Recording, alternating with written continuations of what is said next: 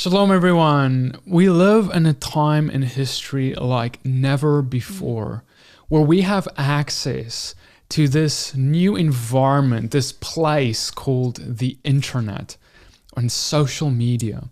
A place where you can go on and say things to other people without ever being in their physical presence. And as you can imagine, and as you very well know, this has caused people to, well, say and do things that they would never otherwise say and do. Because there's just something different about when we are in the presence of someone online versus in the real world. In their physical presence, in person. Yeah. Right. We'll find that people who are the nicest people that maybe we even have met before, that we've been friends with, or maybe it's someone we've never met before, but maybe they followed us for a long time online. We thought we were good Facebook friends. But then out of the blue, they say something that's really not the nicest thing in the world. And maybe they even attack you out of the blue on a differing opinion that they have. But it's online. No one cares. Maybe someone even likes their comment. Yeah. Is this a problem? Yeah, and this is very common. I think everyone who's listening has experienced this. This person who you kind of know, kind of don't know, they come and they say something. It's just like, wow. And for some reason, online, when other people see other people speak, even mean and nasty words online, we don't see it the way we would if this was happening in person. Right. I mean, for many of the things that have been said to me and to you and to Christina online, if someone comes against you and they say something, what I sometimes think to myself is, would this person ever in any world come up to me in person and say these words to me, like to my face? And of course, 95% of the time, that's a nope. In fact, if they would, other people who would see them do that would probably be like, what are you doing? So imagine you're having an in-person conversation with someone, and then this other person kind of joins the conversation and then makes this remark. You know, people who think like that are heretics. Well, in person, that would be seen as extremely rude. And also, you weren't even a part of the conversation. You know, what is this? Is that how a believer would talk? That's not a conversation. That's an attack. But a comment like that online is not abnormal in the slightest. It's perfectly fine. It's commonplace. Or is it? Yeah. And, I think that it's really important for us all to have a change of mindset about how we really perceive the online world as believers, because it's not all right. No. It's not okay to come on. And even if it was a heresy, okay, even if there was something that was spoken, which 95% of the time is not the case, even if that's why this person is coming on, that would not be the correct way to go about that. No. Even biblically, it would not be the right way to go about that. Biblically, it would be, okay, you said something, let's just say you said something that's like really wrong scripturally. Yeah. I would be like, I would not in front of all of these people start coming at you and attacking you, right? That's just not how to do things. Well, how would I reach your heart that way? And how could that be an example, an appropriate example? It would not be. Instead, what I would do is I would pull you aside if I, wanted to say something, and I would be like, look, Christina, I don't know what you said there. I'm not sure if it's biblical. Let me show you what I mean. And then you start a conversation about it instead of immediately jumping into the comments to, you're not trying to have a conversation, but what's your heart motive behind it? Are you trying to attack, to accuse, to expose someone, even if you thoroughly disagree with them? That's fine. It's allowed. We can disagree with each other on a variety of topics, and that's fine. It's good even to challenge each other with differing thoughts. But with respect and love. And if me coming to you personally immediately signals to you, I respect you, I love you, I will not defame you in front of others just because I don't agree with what you just said. Right, because my desire is to reach your heart. Yes, and I need to be humble enough to be like, well, maybe I'm wrong, or maybe I don't understand what she really said. Maybe she misspoke by accident in a way that I perceived, and I heard what she said, but it's actually not what she meant ever.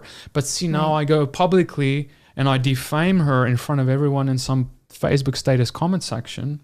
Yeah. But that's not even what she really meant. And if I just had that conversation with her, she could have been like, oh my goodness, I didn't mean that. Right. Instead of asking the question, oh, do you mean this? Or I would like to understand, I'm a little confused. Instead, it's you twisting scripture. Right. And do we ever do this? I think we've all have even been guilty of this at some point, but is it ever fruitful? No. There's a debate, there's an argument, maybe even a broken relationship. Well done.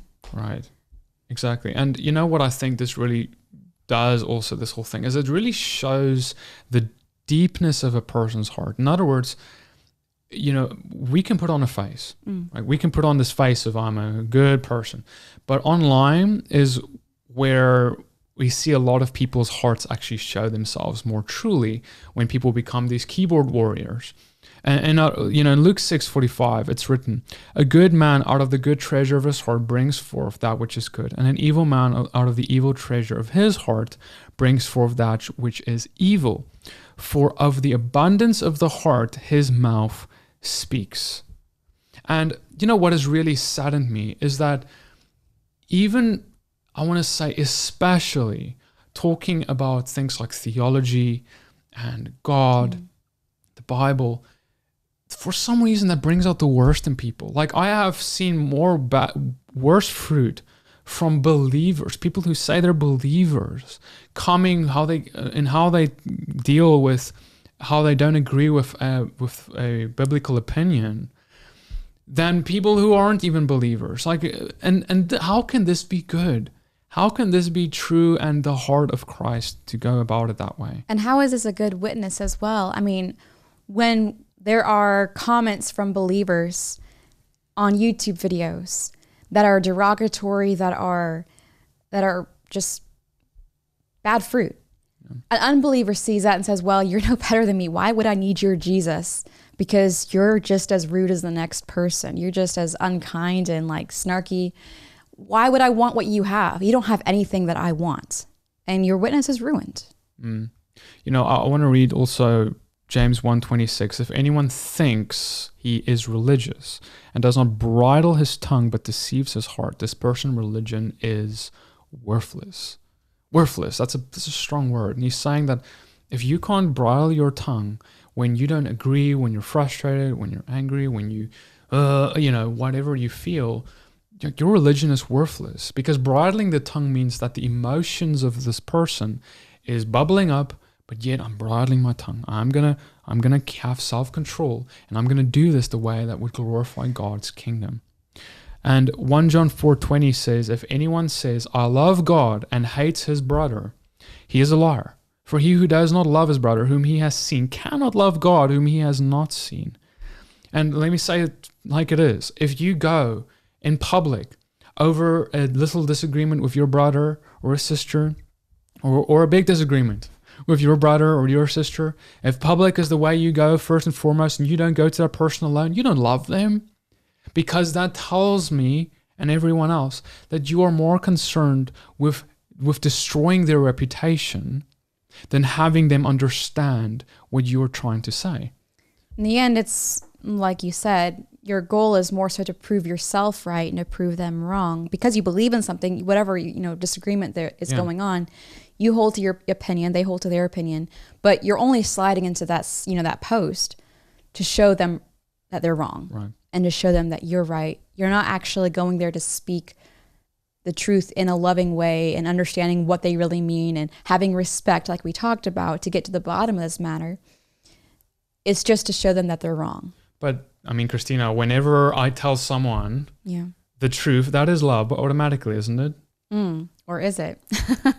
I know that a lot of times we have this idea that, you know what, the scripture is truth. And if I just tell them the scripture, that is me speaking in love. I can tell them that you will be judged and you'll be going to hellfire, and that is love for their soul. But we need to remember that the way Yeshua approached things, he had so much love for the person. He was even willing to die for them, and he did. Are you willing to die for that person? What is your motive? Where is your heart? Are you going to that person with a desire to see them maybe come to an understanding that you have because you've seen the fruit from that understanding. You want to have a conversation. You want to have a fruitful, a respectful, a positive discussion. Or are you coming just to hit them over the head to show them that they're wrong and you are right? Yeah, exactly. So our motive is very important.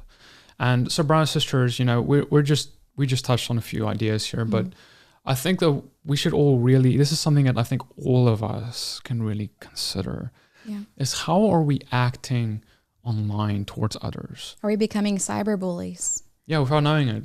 Right. And if we are a gossip, a busybody, and that is by definition not just someone who, you can speak the truth about someone and still gossip. Right. It doesn't have to be a lie. Are you a gossip and a busybody? Because ultimately, brothers and sisters, if you're that, you become a murderer when you murder the reputation of someone else in that way.